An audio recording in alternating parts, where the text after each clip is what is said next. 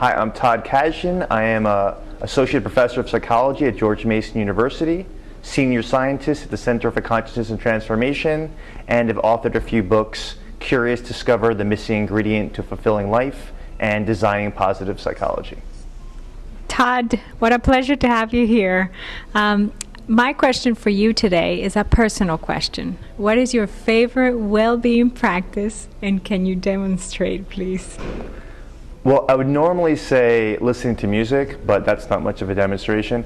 So right here is my smartphone. I have a talk in about 2 hours, the exact same 3 songs that put me in the perfect state of mind every single time for 15 years when I give a talk.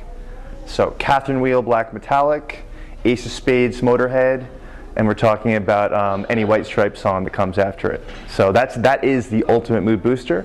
But for me, I would say that probably the number one mood booster for my well-being is absolutely essential physical exercise every day, weightlifting. Awesome. Thank you so much. And Sure. can you demonstrate? Wait, one more time. Wait 1 second. Oh, we need him to sit back. Yeah. All right, go right ahead. So I'm of the Greek mentality, ancient Greek mentality. So mind and body every day, reading and then exercising, serious, hardcore weightlifting. Wow, thank you. Come on, do it without the shirt. Yeah, I know. Do it. Look at those guns. I know. Incredible. Excellent. Thanks.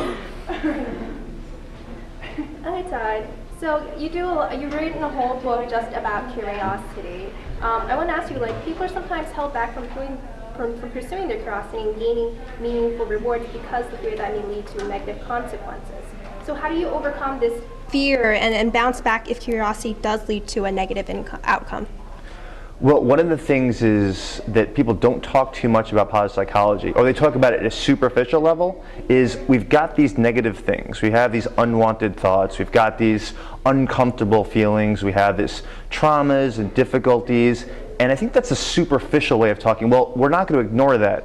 We're going to focus on the positive stuff. With curiosity, and the way that I approach well-being is we don't just acknowledge that we have these things. These are actually part and parcel of having healthy states and healthy functioning.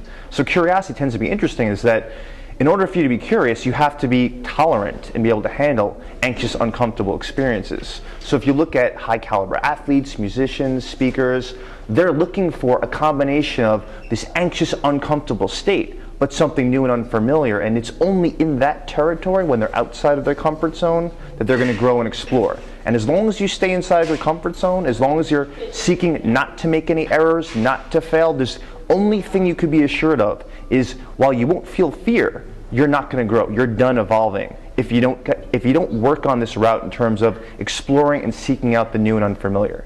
Oh, wonderful. And also, I want to ask a quick question. I remember you said a while that you also do some work with meaning in life or meaning in work. What are the 3 best ways to gain meaning in life? Well, the 3 best things is to look for people that are in a position that you'd like to be in. And so you're looking at role models. I mean, the thing is, most of the interventions for well-being are relatively simple, and we don't want to make them more complicated than they need to be.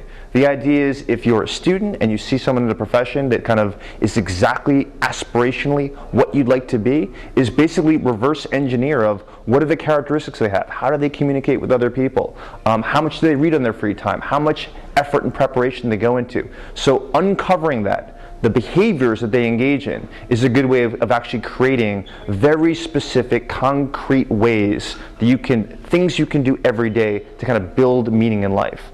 I mean, the way to create a sustainable source of meaning in life, not just these momentary bursts of meaning. So if I read a really good book, I'm going to feel maybe something meaningful, but in 2 weeks I'm going to forget what I read, even though it's on my bookshelf. But for a sustainable source of meaning, you have to have everyday efforts that you're working towards something that's sort of bigger than yourself. To do that, you have to create a regimen, just as if you were training for a marathon, in terms of actually running a specific amount of miles or a specific amount of time you're going to be running on a weekly basis. And I think people forget just how much work, effort, and preparation is necessary to find a purpose in life. Thank you so much. That was very informative. So it seems like your presentations might be one source of meaning in your life. Yep. They never disappoint. You're consistently the rock star of psychology. What's the philosophy behind your presentations, your unique and effective approach? So, who's not here, Robert Biswas-Diener, he's one of my major collaborators. We were in Iceland at the Ministry of Health. We were invited there for 2 weeks to give about 5 presentations each. And while we were there, it was this switch in terms of how I gave presentations of, originally I thought I have the best content possible, I know all the cool research studies, I've got all the great data, I'm going to wow people, amaze people, change their lives.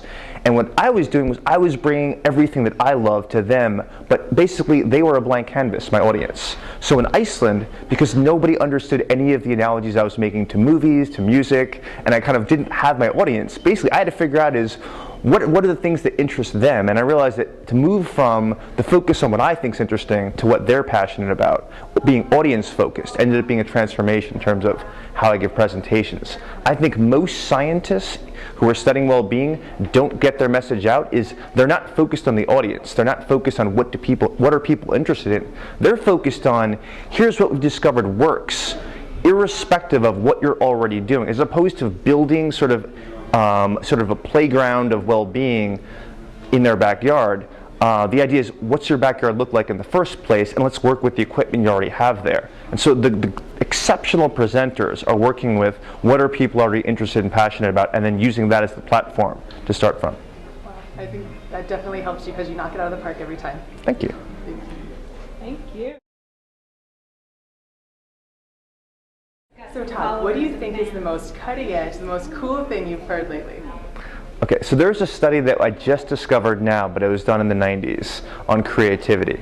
And basically it's about having an intentionally dissenting person in a group and how that creates creativity. So what they did was, which is very relevant for teachers, for parents, for business organizations, was they had a bunch of people shown some slides of some colors. So the word blue or the color blue appears on a screen, and or the word green or the color green appears on a screen. And what you find is about 40% of people, how they're going to respond is very simply the word association, the first thing that pops their mind. They're going to say another color. If they say green, they're going to say red. If they say blue, they're going to say yellow, or they're going to say the word color. Another 40% has a very simple thing that fits that color. So they see the word blue, they say sky, they see the word green, they say money, and every once in a while you get some weird ones. People say Ireland, people say jeans. Envy. Yeah, so you get like this 20% of weird, bizarre, creative things that pop up. So they did this study a second time, and they put in basically a trained actor or actress in the group. Now, what their role was to say something that just had nothing to do with what appeared on the slide. So they were trained just to be a complete maverick. So red appears on the screen and they say schoolhouse. Yellow appears on the screen and they say jazz. And what happened was that just by having this one person where everyone's like, what the hell is that person talking about? The entire group had 40% increase in the amount of bizarre, weird associations that appeared on the thing. So the idea of that we train people to be obedient in classrooms. We train people to listen to the rules when we have organizations. And what this research is showing is that we need to train people specifically to exactly go against everything that the organization or the group stands for. And that's going to set the room for everyone to sort of move out of their already preordained thoughts and ideas and go to sort of wherever their mind is going to go. Wow, so creating just a little confusion makes everyone kind of freed up to search in new ways and think in new ways outside of what they're used to. Yeah, purposely creating bizarre, weird, dissenting ideas. Yeah. Right.